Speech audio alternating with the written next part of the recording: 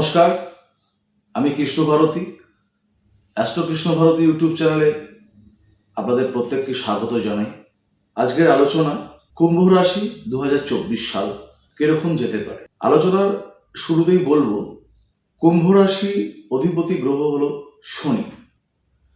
আমরা সবাই জানি একটি রাশিচক্রে শনির কারকতা কোনো অংশে কম নয়। শনি মানুষকে বিভিন্ন রকমের কর্ম, নৈতিকতা ইত্যাদি প্রদান করে। শনি হল কর্মফলের দেবতা। আমরা 2024 সাল কিভাবে কুম্ভ রাশি জাতক জাতিকারা চলতে পারেন সেটা নিয়ে একটা আপাত ধারণা দেওয়ার চেষ্টা করব। আমরা সবাই জানি যে এই মুহূর্তে কুম্ভ রাশি কিন্তু শনি 7.5 অতিক্রান্ত করছে। শনি 7.5 থাকলেই যে কুম্ভ রাশি প্রত্যেকের জন্যই যে খারাপ তা কিন্তু একেবারেই নয়। মূলত আমরা রাশিফলটি বিচার করি কিন্তু বৃহস্পতি, শনি এবং রাহু কেতুর গোচর ফলের ওপর ভিত্তি করে। ঠিক 7.5 থাকা যেরকম খুব একটা ভয়ানক বিষয় নয়, সেই শনির রাশিচক্রে কোন নক্ষত্র প্রাপ্তি ঘটছে, শুভ নক্ষত্র না অশুভ নক্ষত্র, সেটিও কিন্তু বিচার্য বিষয়। শনি বর্তমানে কুম্ভ রাশির ভাবে অবস্থান করছে। 2024 সাল পুরোটাই কুম্ভ রাশির ভাবে থাকবে। 29 জুন থেকে 15 নভেম্বর পর্যন্ত শনির বক্রী অবস্থান, বর্তমানে শতভিষা নক্ষত্রে অবস্থান করছে। বৃহস্পতি কুম্ভ রাশি বর্তমানে তৃতীয় ভাবে 1 মে থেকে 4র্থ ভাবে অবস্থান করবে। রাহু কুম্ভ রাশির দ্বিতীয় এবং কেতু 8ম ভাবে অবস্থান করছে। সুতরাং আমরা কি ফল পেতে পারি? প্রথমে আসবো বৃহস্পতি ফলাফল কুম্ভ রাশির সাপেক্ষে। বৃহস্পতি জন্ম রাশি তৃতীয় ভাবে থাকা শুভ নয়, এমনকি 4র্থ ভাবে থাকাও কিন্তু শুভ নয়। অর্থাৎ তৃতীয় স্থান এবং 4র্থ স্থান 2024 সাল কিছু নেতিবাচক ফলাফল বহন করতে পারে। সেরকম রাহুর দ্বিতীয় থাকাও কিন্তু শুভ নয় এবং কেতুর 8মে থাকাও কিন্তু শুভ নয়। শনি জন্ম রাশিতে থাকা শুভ নয়, কিন্তু যেহেতু স্বক্ষেত্রে অবস্থান করছে তাই কিছু ক্ষেত্রে শুভাদি শুভ ফল শনি কর্তৃক কুম্ভ রাশির জাতক জাতিকারা কিন্তু পেতে পারে। অতএব কি হতে পারে? 8মে কেতু থাকার কারণে বছর ভর কিন্তু শারীরিক যন্ত্রণা, নানা রকমের উত্তেজনা, রক্তচাপ বৃদ্ধি কিংবা যে কোনো ধরনের অর্থোপেডিক সমস্যা কিন্তু কুম্ভ রাশির জাতক জাতিকারা কিন্তু পেতে পারেন।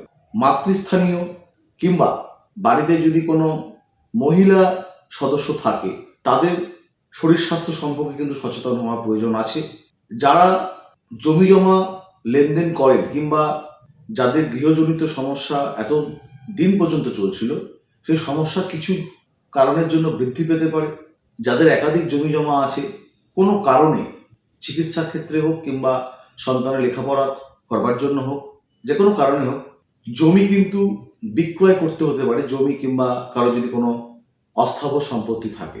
লেখাপড়ায় যারা কুম্ভ রাশি জাতক জাতিকারা আছেন, এই বছরটা বিঘ্ন ঘটাতে পারে। সুতরাং গুরুত্বপূর্ণ পরীক্ষার সময় শারীরিক কোনো ক্লেশ কিংবা কোনো ধরনের নয়েজ অকারণে কিন্তু আপনাদের জীবনে চলে আসতে পারে। রাহু দ্বিতীয় থাকার কারণে অযথা ব্যয় বৃদ্ধি, অকারণে খরচ বৃদ্ধি, এটা কিন্তু হতে পারে। আবার কিছু ক্ষেত্রে কিন্তু অকস্মাৎ অর্থ দিতে পারে। অর্থ যদি রাখা যায় তাহলে ভালো।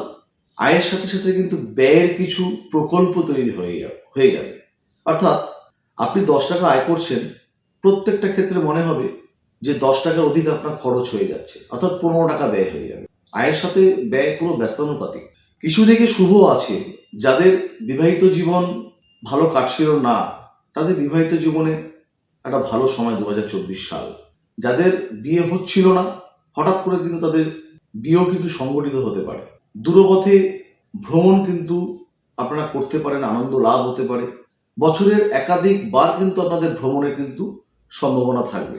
সন্তানের লেখাপড়া নিয়ে একটু উদ্বিগ্ন পরিস্থিতি হয়তো তৈরি হতে পারে, কারণ আমি আগেই বলেছি কুম্ভ রাশির যে সকল জাতক জাতিকারা আছেন তাদের ক্ষেত্রে বিদ্যাভাবটা এই বছর খুব একটা শুভ যাবে না এবং কুম্ভ রাশির জাতক জাতিকারা যারা বাবা মা রয়েছেন তাদের সন্তানের আবার লেখাপড়া নিয়ে কিন্তু আপনারা সন্তোষজনক পরিস্থিতিতে কিন্তু থাকতে পারবেন না। সুতরাং সেটা প্রতিকার প্রতিবিধানের বিষয় কিন্তু চলে আসছে সেখানটায়। আরেকটি যেটি বিষয়, আপনারা এই বছর যাদের যানবাহন আছে কিংবা কোনো রকমের মেশিনারি জিনিসপত্রের উপর যাদের ব্যবসা বাণিজ্য চলছে, তাদের কিন্তু যন্ত্রাংশ অর্থাৎ যানবাহন কিংবা যে কোনো ধরনের যন্ত্রাংশ, মেশিনারি ইকুইপমেন্ট বারবার করে কিন্তু খারাপ হতে পারে, অযথা ঋণ বৃদ্ধি হতে পারে। তাই খরচকে কিন্তু নিয়ন্ত্রণ করা কিন্তু অত্যন্ত প্রয়োজন হচ্ছে 2024 সাল। কারণ 2024 সালটা কুম্ভ রাশির জন্য কেন বলছি, শুধু নেতিবাচক বলছি যে মন গড়া তা নয়, কারণ আপনাদের রাশির সাপেক্ষে মূলত শনি রাহু এবং বৃহস্পতি কেতু যে সার্বিক অবস্থান থাকবে সেটা কিন্তু আপনাদের অনুকূলে নয়। তাই প্রত্যেকটি চিন্তাভাবনা অত্যন্ত বলিষ্ঠতার সাথে নিতে হবে এবং যে কোনো ধরনের পদক্ষেপ নেওয়ার আগে কিন্তু একাধিকবার কিন্তু আপনাদের চিন্তাভাবনা রাখতে হবে সেই বিষয়ের প্রতি। কুম্ভ রাশির যে সকল জাতক জাতিকারা আছেন তারা ভালো থাকবার জন্য প্রত্যেক শনিবার বহমান জলে, অর্থাৎ যেই জল বয়ে যায়, নদী স্বাভাবিকভাবে নদীই হয়, যদি আশেপাশে জলাশয় থাকে তাহলে প্রত্যেক শনিবার সেই জলাশয়ে অল্প একটু সর্ষের তেল ঢেলে দিয়ে আসবেন। অথবা যদি সেটা সম্ভবপর না হয় তাহলে প্রত্যেক শনিবার হয়তো সম্ভবপর হবে না, মাঝে হয়তো সেটা বিরতি হতেও পারে, যতটা সম্ভব যদি জলাশয়ে তেল যদি আপনারা না ঢেলে দিয়ে আসতে পারেন তাহলে একটি পেরেক, লোহার পেরেক আপনার পার্শ্ববর্তী যে কোনো মাটিতে পুঁতে দেবেন। নয় জলাশয়ে সর্ষের তেল ঢালা, আর না হলে পার্শ্ববর্তী যে কোনো মাটিতে একটা লোহার পেরেক পুঁতে দেওয়া। এটা করবেন, দেখবেন অনেকটা সুফল পাবেন। যদি বাড়তি কিছু জানবার থাকে তাহলে অবশ্যই তো যোগাযোগ রাখতে পারেন। সুতরাং কুম্ভ রাশির 2024 সাল ঘাত প্রতিঘাতের মধ্যে দিয়ে কিন্তু যেতে হতে পারে। শনি 7.5 পিরিয়ড রয়েছে। যদি শনি আপনার নবতারা চক্রে শুভ নক্ষত্র প্রাপ্তি ঘটে, অর্থাৎ জন্ম নক্ষত্র, মিত্র নক্ষত্র কিংবা অতিমিত্র নক্ষত্র, তাহলে কিন্তু অনেক অংশেই কিন্তু আপনাদের প্রাপ্তিযোগ থাকবে।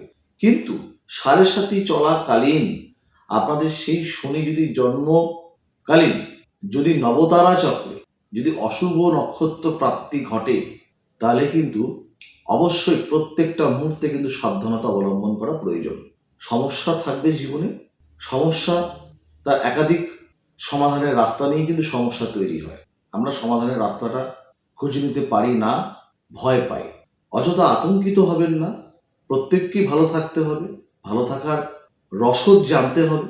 2024 প্রত্যেক কুম্ভ রাশির জাতক জাতিকাদের ভালো কাটুক, এই আমার শুভকামনা রইল। ভালো থাকবেন।